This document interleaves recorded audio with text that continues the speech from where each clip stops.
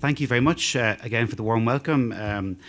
I welcome this opportunity to be with you this evening as we mark the launch of the Objects of Love exhibition. And may I take the opportunity to thank Oliver Sears and for his work in bringing this exhibition to New York, and also his commitment and dedication to connecting the Holocaust to contemporary culture and the politics of our time through his work with the Holocaust Awareness Ireland organisation. I'd also like to thank most sincerely all our friends in 92NY for hosting this exhibition. So to Seth and to Alison, to Rachel and Catherine. While Ireland is a country with almost no cultural or historic connection to the Holocaust, through his work with Holocaust Awareness Ireland, Oliver Sears hopes that by raising awareness in Ireland of this subject, it will bring an even greater appreciation of democracy and human rights to those who have never known anything else. The exhibition itself, Objects of Love, as you'll be getting one of these later on, it tells the story of Oliver Sears' Jewish family before, during and after the Second World War, and describes the fate of individual lives torn asunder in Nazi-occupied Poland and beyond.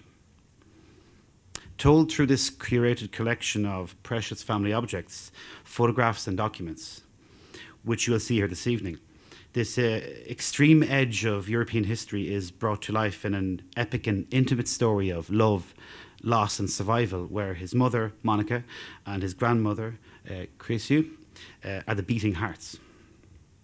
The Objects of Love exhibition is at its heart a universal story of loss and love, the personal recollection of Oliver's family's experiences, deeply painful as it is, stands as a stark representation of the millions of individual stories, all of which together make up the collective experience of the Shoah. Families torn from each other, deaths suffered, lives in a global community irrevocably affected for generations. Oliver was understandably thrilled when he learned that 92NY, itself a home away from home for Irish people and for arts and culture, were mounting Objects of Love, which was originally presented at Dublin Castle. Oliver was that was for the presentation, the lecture. Oliver was then invited by our Irish Office of Public Works to present this story in exhibition form at the State Apartments in Dublin, in association with his organisation Holocaust Awareness Ireland.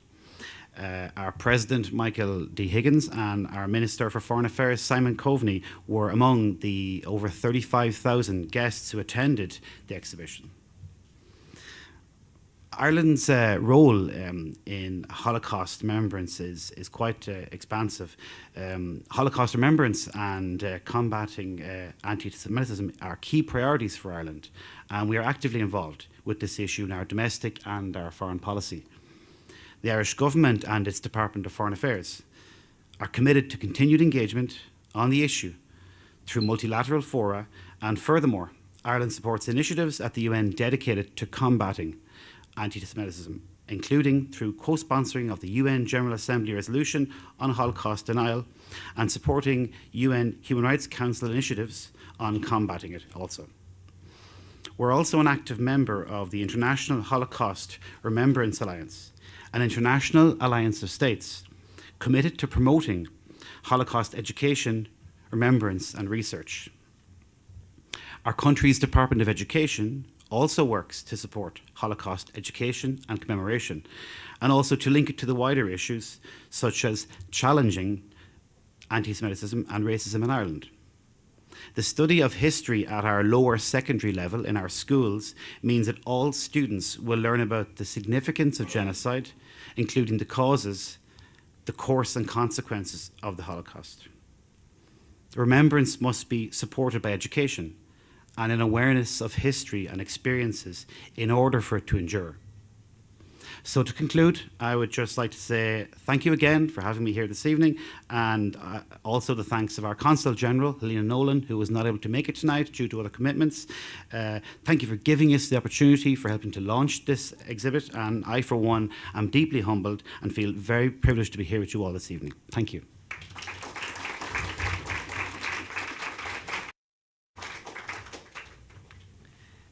Thank you, Deputy Consul General. Now I'd like to introduce tonight's speakers. Oliver Sears is a London-born, Dublin-based art dealer and gallery owner. The son of a Holocaust survivor, he's lived in Ireland for over 30 years. He's also the founder, as you heard, of Holocaust Awareness Ireland, and he's a guest lecturer at Trinity College Dublin, where he shares with new generations the experience of his family during the Holocaust and how it has shaped his and their lives. Our other speaker is Daniel Mendelsohn, a man of many accomplishments. He's an award-winning memoirist, critic, essayist, and translator, a longtime contributor to The New Yorker and the New York Review of Books. He's also written on books, film, TV, and the arts for BBC Culture, New York, Harper's, and the New York Times Book Review.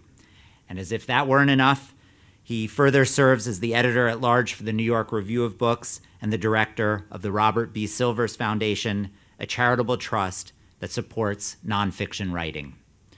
Please help me welcome Oliver and Daniel to the stage.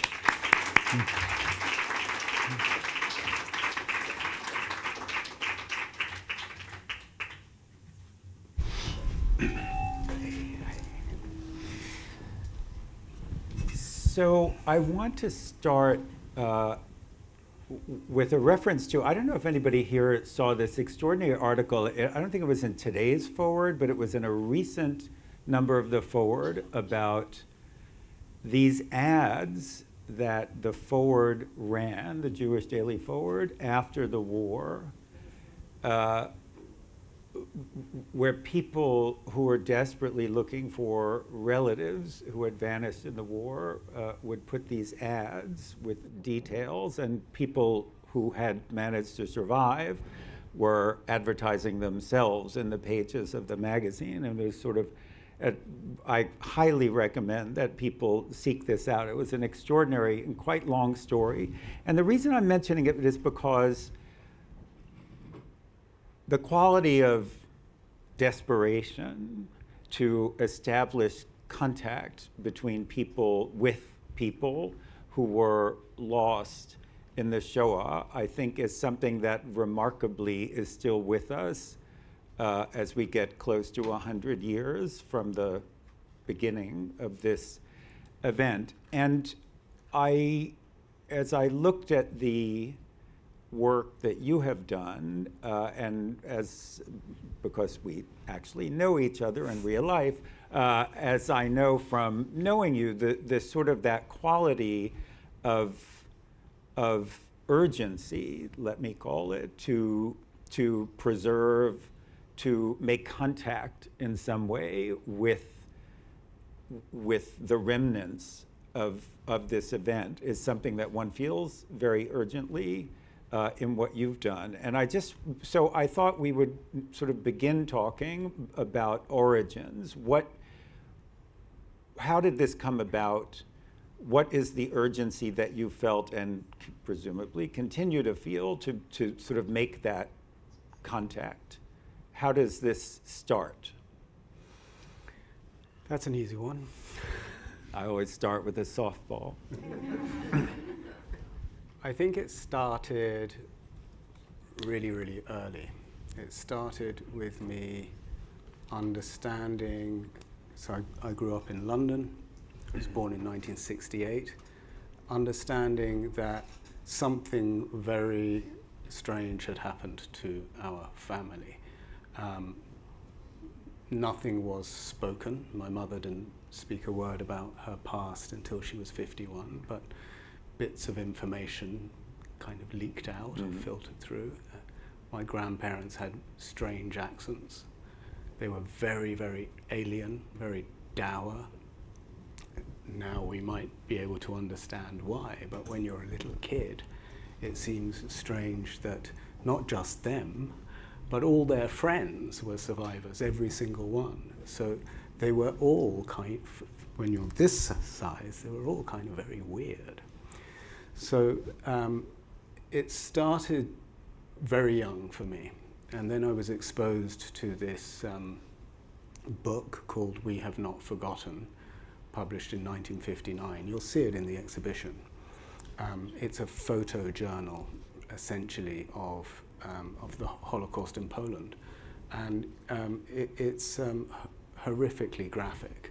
So I was shown this age 6, and actually couldn't quite understand what I was looking at. I describe it as sort of looking at pornography when you're not sexualized. You know that it's sort of wrong, or not wrong, but just you shouldn't, there's some sort of taboo element. So I kind of looked at it in a confused way. I'm going to interrupt you. Who showed it to you? So the person who showed it to me, and you'll learn about this too in the exhibition, was a housekeeper who was effectively a grandfatherly figure, who was Catholic, but also Polish, survived the Holocaust from the Catholic perspective, witnessed unspeakable horror also, was very badly damaged by what he saw, his experiences. He was 17 in 1939 when the invasion began, and it took me years and years and years to understand that his showing me the book was in fact an act of love. He wanted to communicate his pain to me, and he was his behavior was hopelessly inappropriate and damaging. But the reason I raise it is because, of course, when you're small, these acts are things that you learn, and so suddenly you have an association with being shown very, very dark images by someone who loves you. So you then discover, as you grow into adulthood, that this is a kind of strange setup. And then obviously anti-Semitism hasn't gone away, so I experienced mild forms of anti-Semitism growing up in the UK. So you understand slowly that there is a connection between your identity and then what happened to your family. So then fast forward a little bit, quite a lot, I realized that time is ebbing away. My mother's now 84, so I really threw myself at this in the capacity that you see now 10 years ago. I wanted to find out about our history as much as I could. We'll never get to the real truth, but we could get close to it. And there was a whole aspect of needing to honor my family and making sure, so it manifested itself in the personal pursuit of facts and then activism. There's a very striking sentence in the text that you wrote for the exhibition where you say you grew up in a house of secrets. And sort of one of the things I'm interested in listening to you talk just now is the sense of, I certainly had it in my own experience as a child growing up with a Holocaust family story, the sense that there's something out there that the grown-ups know about that you don't know about, a sort of a sense of mystery that you're always haunted by. And yet, so I think in your case it's quite unusual, because usually those questions that the young person growing up in a Holocaust-haunted house has are not answered until, or even confronted, let's say, until much later, and you had it sort of starkly imposed on you, as you say, and I think very interestingly, as an act of love by this person who is perhaps trying to connect you with a past that you couldn't understand yet. But I think people would probably want to know a little about the family story. You know, what interests me, as you know, is you know, it's very interesting that this is titled Objects of Love. It's not necessarily the objects. The objects of love. It's kind of right. important. Yes, right. Not to be pedantic, but No. But to be pedantic. I teach Greek and Latin. There's I nobody more know. pedantic than we are. But the idea that what you have to show us, what these objects are, which are, as you see in the exhibition, both objects, but mostly photographs and photographs of objects, the sense that these, which you referred to just now, that these things allude to a past that can only ever be fragmentary at the end of the day, right? You're assembling photographs, passports, cigarette cases, and these are the traces that survive this massive act of destruction. So you are also a gallerist. So we were talking about this a little bit before, but I'd like for you to talk about it now more explicitly. How do you confront the issue of assembling objects which can only ever be a partial record of a vast story that nobody can tell in order to make sense of it and present it to a public? How do you tell your family's story when there's so little actually that survives that destruction, if you see what I mean? How did you choose the objects and the photographs in an effort to reconstruct this story? Well, the personal objects and the personal photographs were essentially so limited in number that they chose themselves more or less. The objects that we have and documents that you mention fall conveniently chronologically. So there were enough of them, in a sense, to decide, for us to decide that, look, we could probably hang this story around the objects. And it appealed, when I say us, my wife Catherine is instrumental in all of this. I blame her for everything. Together we looked at this and decided that I really liked the sound of the objects of love, and more than just the sound, the whole notion of the Holocaust is, I said it to you earlier, about lost love. And these objects somehow seem to, against all odds, project love through these horrible years. So it was a great a great kind of hook to hang the story on. And then we had to fill in the story. We wanted the exhibition to be educative, instructive for anyone who came to see it, who comes to see it. So if you're a 13-year-old and have never heard of the Holocaust, you might do the 32-minute audio tour and come out with some sense of what this story was, certainly in Poland, through the eyes of one family. So there are archival photographs, some of them are quite famous, and they fill in the blanks. So I think in a nutshell, that's how we did it. Mm-hmm. I mean, I think for me, as you know, it's one of my interests is how do you rescue any kind of specificity about individual people out of this event, which is so enormous that the sort of statistics tend to overwhelm one's approach to it, right? We think about the Holocaust as a story, unfortunately, of immense numbers, right? So talk a little bit about I think in a few minutes, if you could sketch the family that we're talking about for people, and maybe tell I would say, tell the story of the Platinum Compact as a way in. That's one of the most arresting objects in the Platinum one rather than the gold one. Yes. Because there are two powder compacts. I know. Right.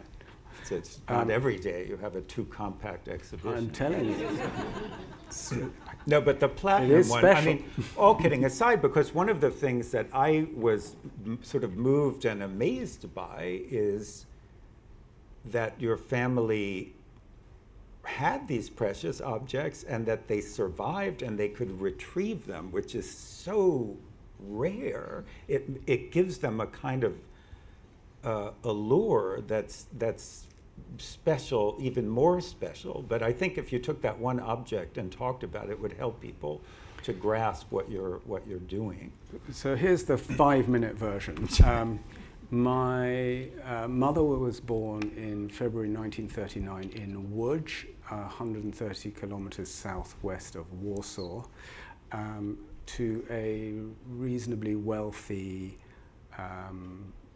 family. Her father ran a stocking factory, and her mother, my grandmother, was one of the most resourceful, manipulative, powerful people you could ever meet. She definitely, before the war, wore the trousers, that's for sure. When war breaks out, my grandfather is arrested at the factory and disappears, never to be seen again. And so this is very, very early November 1939. My grandmother takes my infant mother and they flee to Warsaw. Probably the notion of safety in numbers. Anyhow, they are quickly, well, not quickly, probably a year later or so. The first 2 years of the war we know nothing about. But fast forward to 1941, they find themselves in the Warsaw Ghetto, where remarkably they stay for 2 years in ever diminishing circumstances. And you'll see them, and if you look in the booklet, possibly the most remarkable photographs I have. Amazing. There are in fact 4 of them, photographs of my mother taken inside the Warsaw Ghetto. So you can imagine in the craziness that in the beginning, Jews organize themselves, so it doesn't matter what the circumstances. Initially you'll have your school and your concerts and all of that. So they took photographs. They couldn't possibly know what was ahead the next week or month, let alone 2 years later.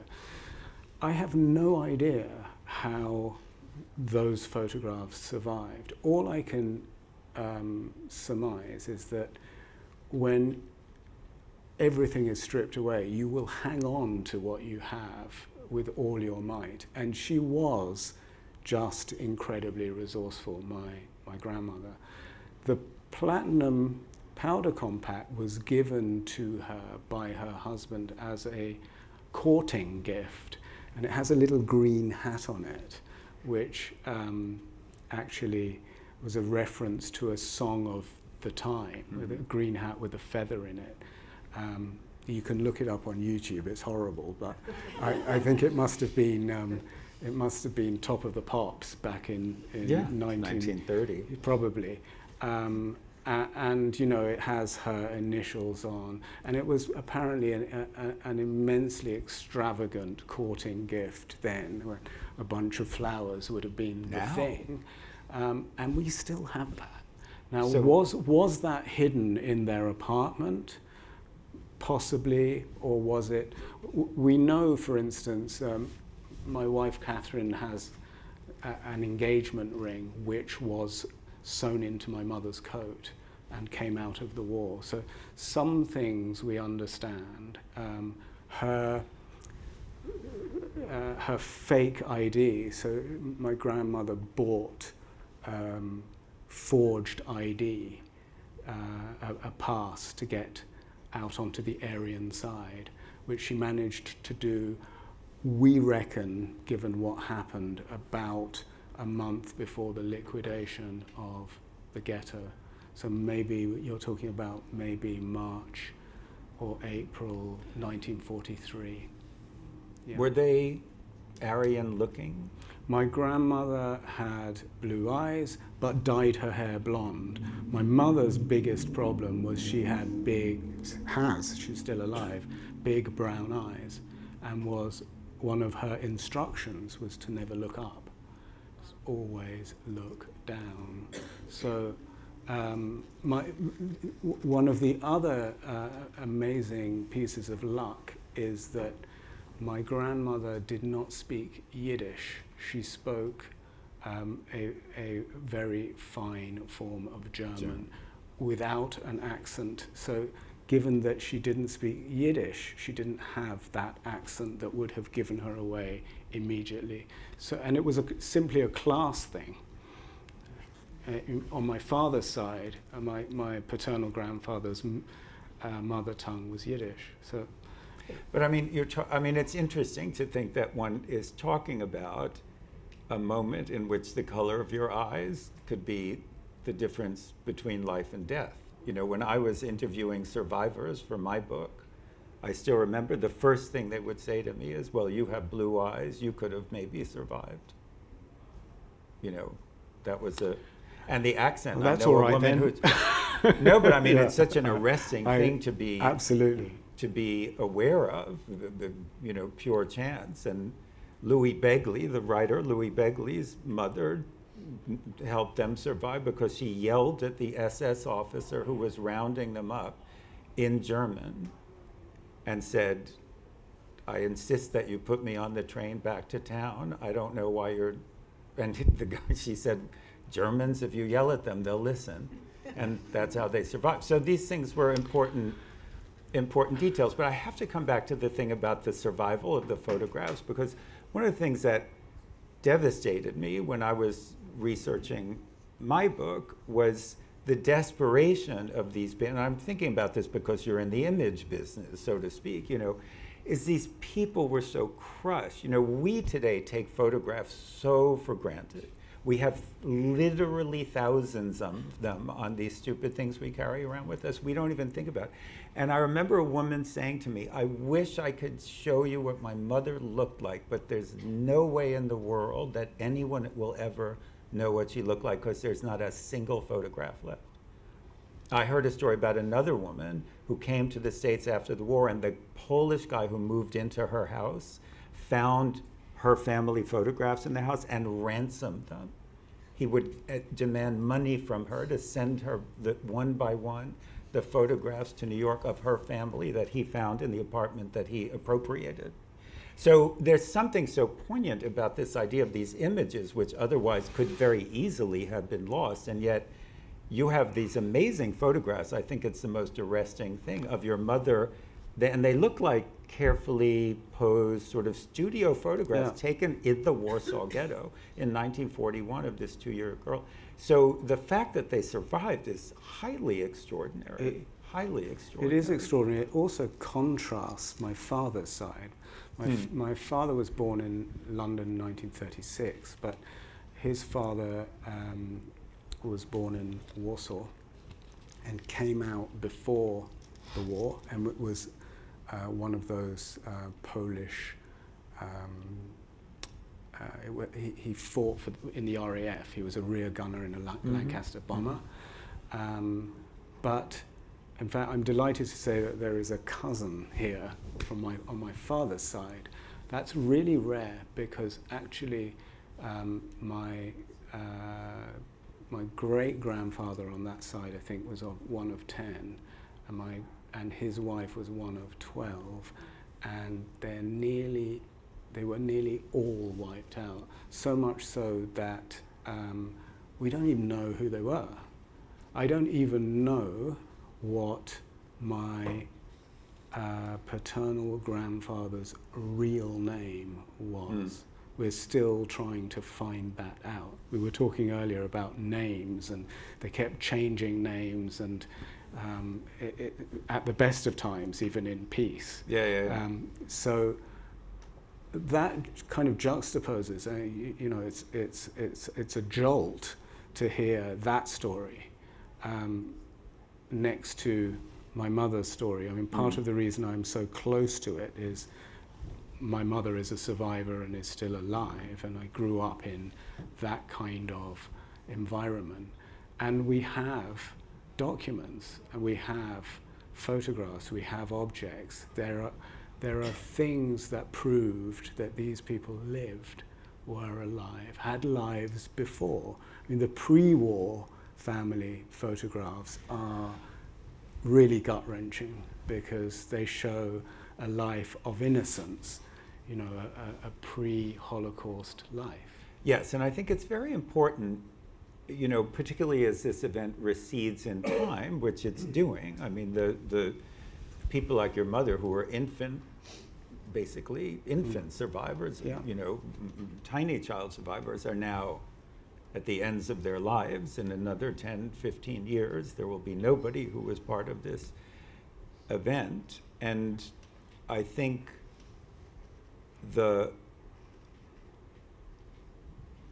impulse to, you know, what we call backshadow these images. So you see these happy people at picnics in 1933 and you know what happened to them. And so it colors how you look at these pictures. And I think that's very important to avoid that, to resist that, you know, and to give them back their status as people who were not only doomed to be victims of the Holocaust, if you see what I mean, that, you know, they didn't spend their lives waiting to become victims of the Holocaust. And I think that's one of the things that these photographs that you have, I mean, one of the things that really struck me looking at the pictures is how different your family photos are from the, as it were, stock pictures that you sort of fill in the story with. You know, some of them, as you say, are images we unfortunately know too well, emaciated people in barracks and so on. And the liveliness of the family photographs. So I see that they're wrenching, but I think it also restores to these lost people their individuality and their selves in a way that, you know, that's who they were. They weren't just the fake passport and the, you know what I mean? I think that one of the things I think your exhibit is doing is restoring to this one family the reality of the lives they had. And they were innocent, happy lives. And they, you know, the other stuff happened, but it wasn't all of whom they were. And I think part of the problem of being where we are today, which is now 80, as we know, 85 years from Kristallnacht, which is the beginning of the Holocaust, is that people think that, as it were, the climax of their lives is that they were killed in the Holocaust or they were victims of the Holocaust. So I think it's very important to sort of, there's a dignity in those photos. That's who they really were. They weren't just victims. I think that's very important. I think that comes through in what you've assembled. It's interesting because my mother never refers to herself as a victim, but as a survivor. Yeah. And I think that's kind of a hugely important distinction. Honoring has become again a hugely important factor in doing this and doing this work. Certainly, I absolutely do not want to define these family members by what happened to them. I want to find out more about them. I've learned that you know, the ones that I knew certainly loved us.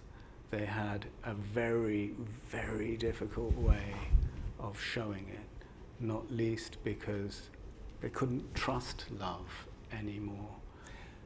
And yet, I think it's very striking that the name of the exhibition is The Objects of Love. I mean, I think it's very striking that love is what you're highlighting. You talk about the Viktor Frankl quote.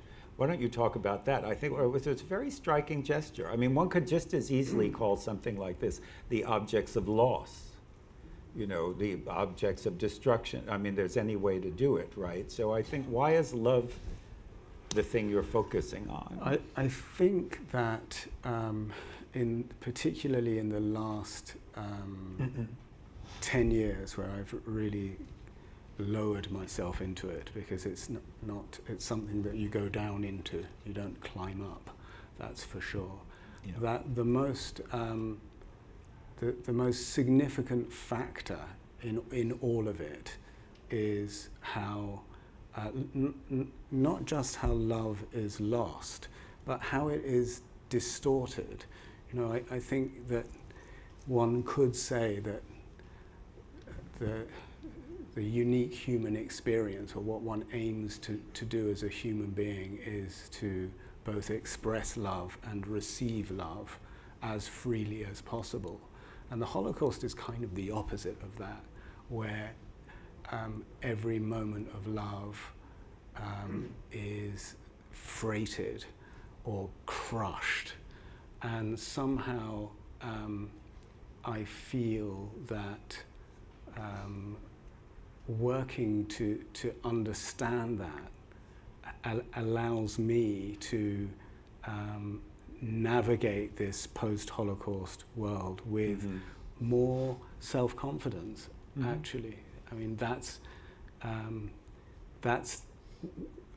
so the Viktor Frankl quote, "Man's Search for Meaning," which is just a remarkable book. If there's only one book that you should read on the Holocaust, I think, just to understand it from an emotional perspective, it's that book. So those who don't know, Viktor Frankl was responsible for something called logotherapy. He founded the third Viennese school of psychoanalysis after Freud and Adler. And you know, the kind of fast distinction between those three schools are that Freud is will to lust, Adler will to power, and Frankl will to love. And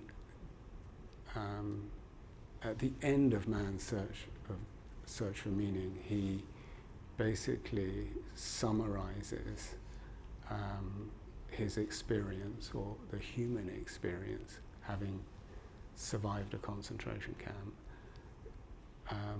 by saying three things: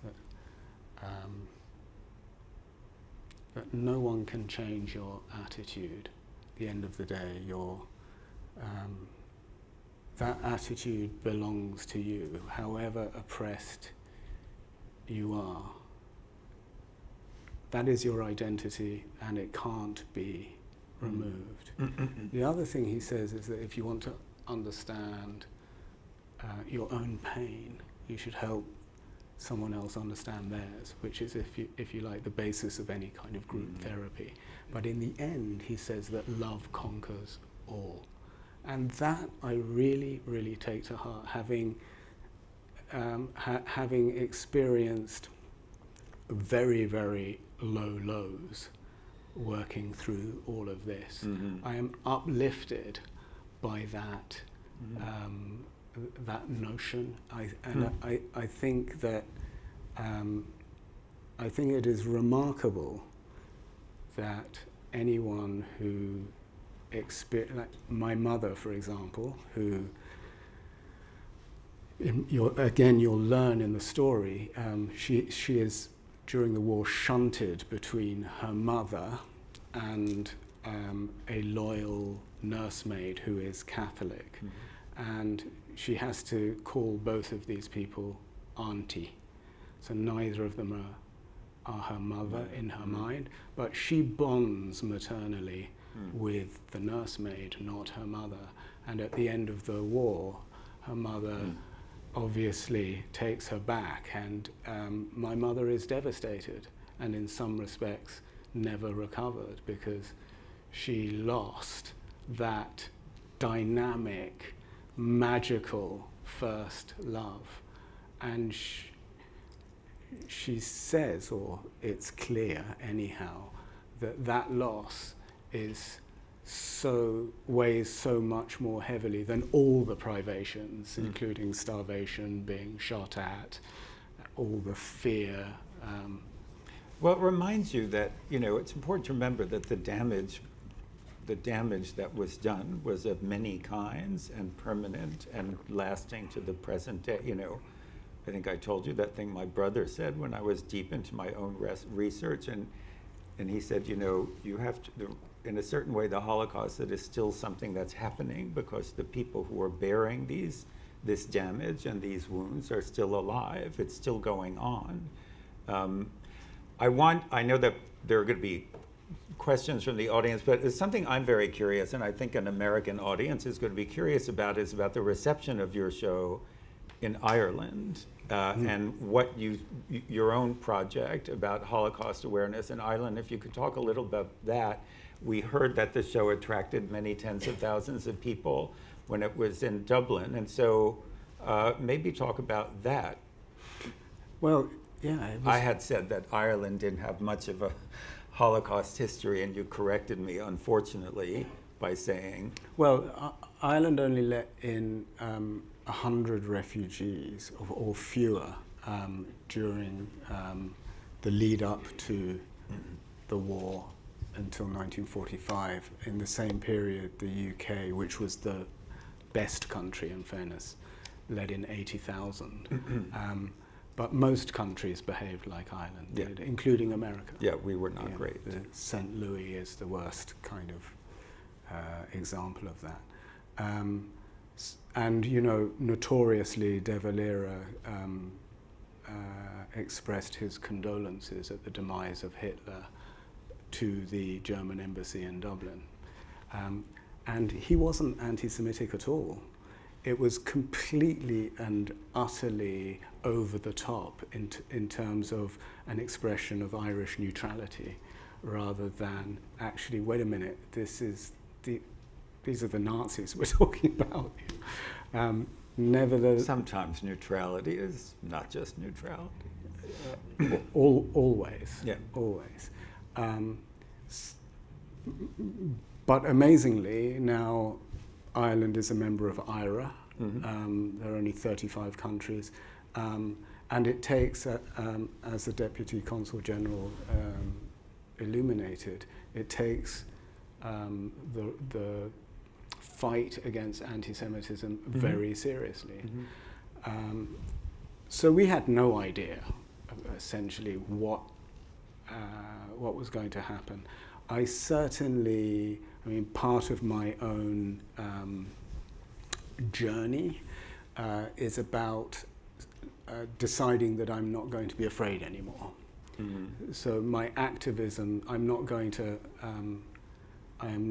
to hide my identity. That's not working for me anymore. I have been in situations where I have felt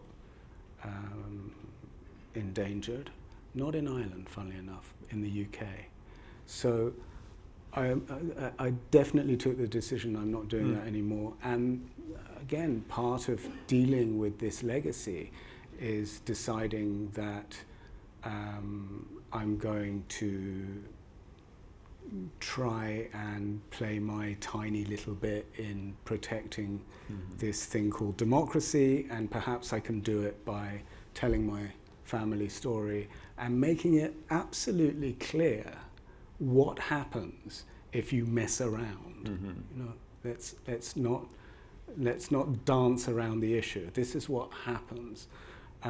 So we launched our exhibition, and oh my God, everybody came, including the president and the Taoiseach, who's the prime minister, and foreign minister, and Supreme Court, and everybody else. And there was acres of press. We made the 6 o'clock and 9 o'clock national news.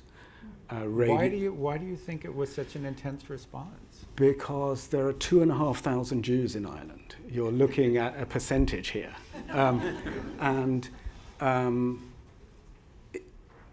I think that you'll see yourselves. I think that the exhibition is just one of those magical things.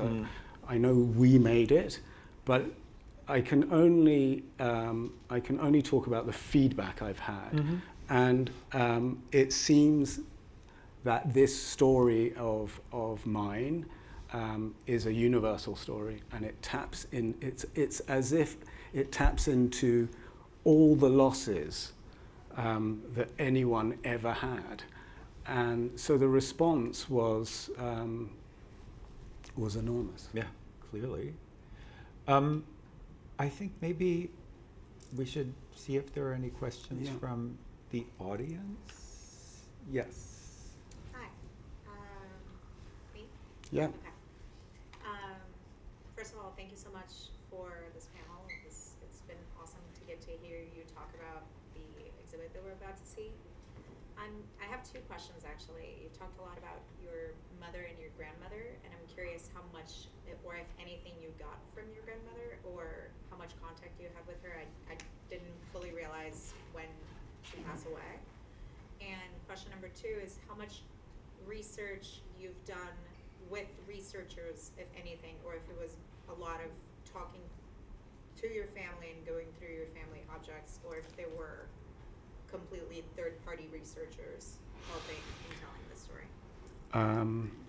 So the first question I'll ask, my grandmother died in 1985 when I was 17, and I think I have to be a little bit judicious with my language.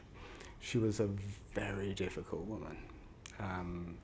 This is one of the kind of striking things that, you know, heroes don't always wear Superman outfits. They are sometimes very destructive forces.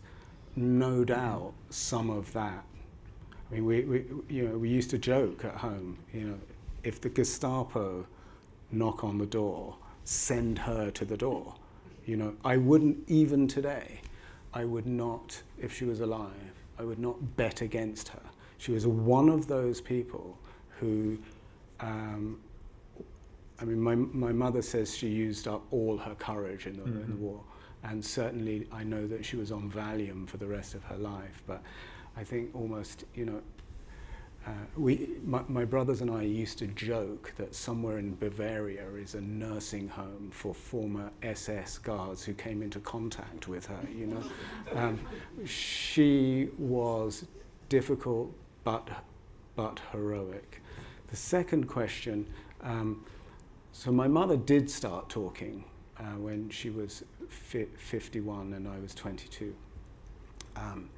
But her knowledge is limited. That's the other thing. So I had to, it's amazing how technology helps. You know, at one point in the story, possibly the most dramatic, she's thrown off a moving train by her mother, who jumps afterwards, and actually, as does her grandmother, the three women, and then they walk. Having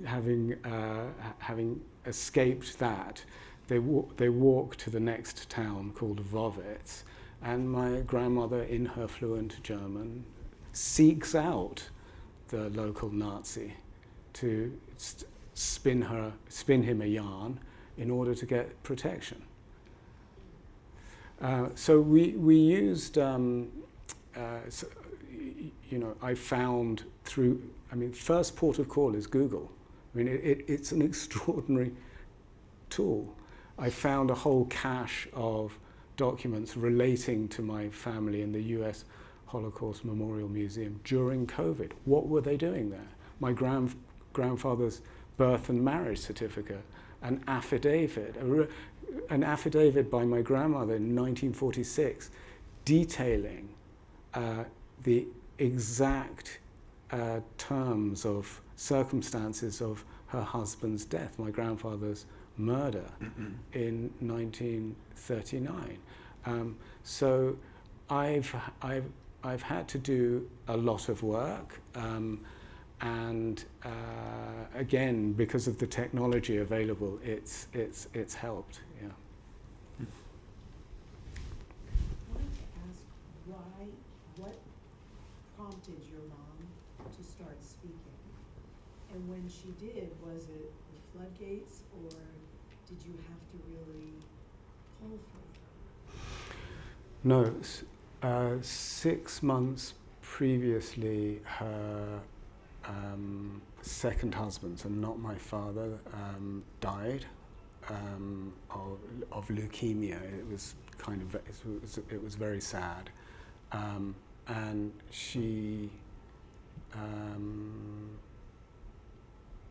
Her parents were dead. I think she just had a deep, sudden urge to go back to Poland for the first time. and you'll see in the story, I accompanied her, so we went together for the first time, and that led to her opening up.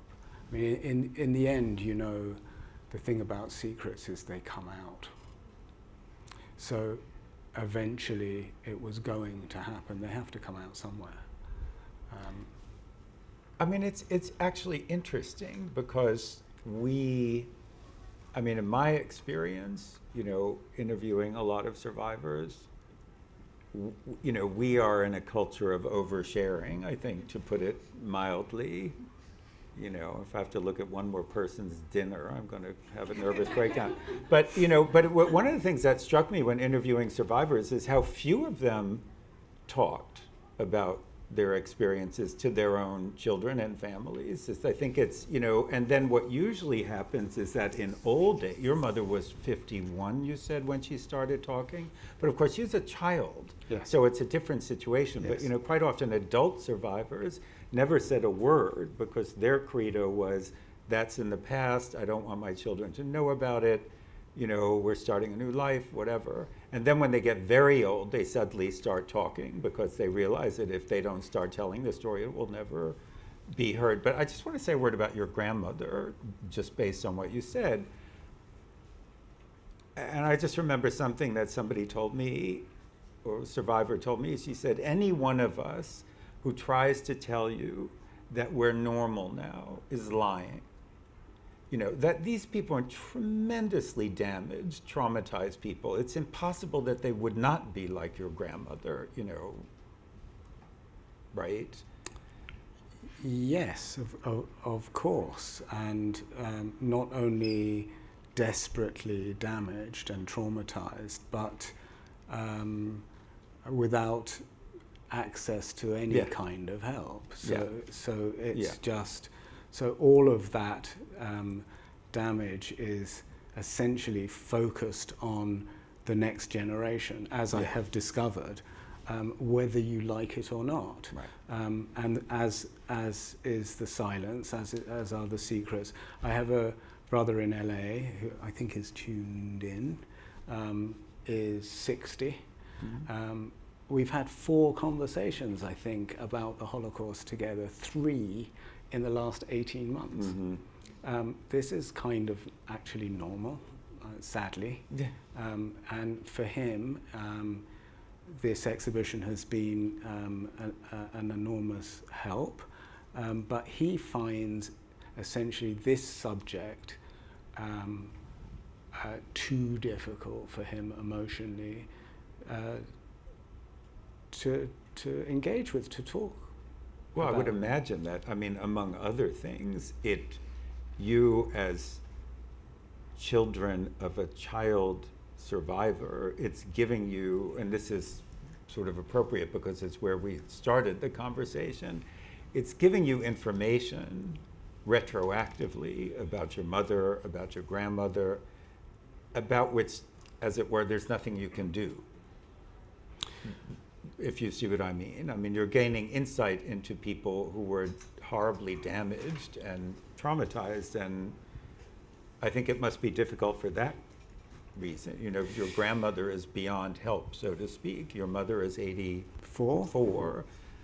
And I think that must be difficult if you're in your generation. You know, you understand the pain that they suffered, and there's not that much that can be done. You're right in one sense, but I look at it another way, which is going back to my whole conviction that love is the cure. Yeah.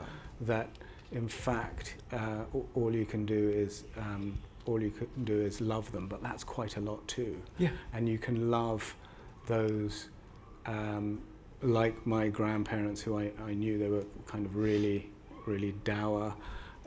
And also, really importantly, love the ones that you never knew, and feel their presence. And I'm the least voodoo person you could meet. You know, not voodoo, not judo. You know, but I feel their presence, and I feel their endorsement somehow. It's important to me. Yeah.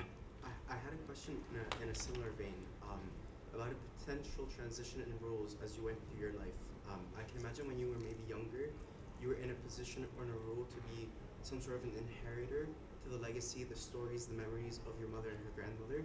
But now as you've gotten older and they've shared these stories with you, and especially now as you've put this exhibition up for us, it sounds you're almost like the owner or the custodian of their living memories and their stories. As you've transitioned from that first role to the second, what feelings are associated with that for you? You mentioned earlier that you no longer want to be afraid, but is there anything else that comes to your mind?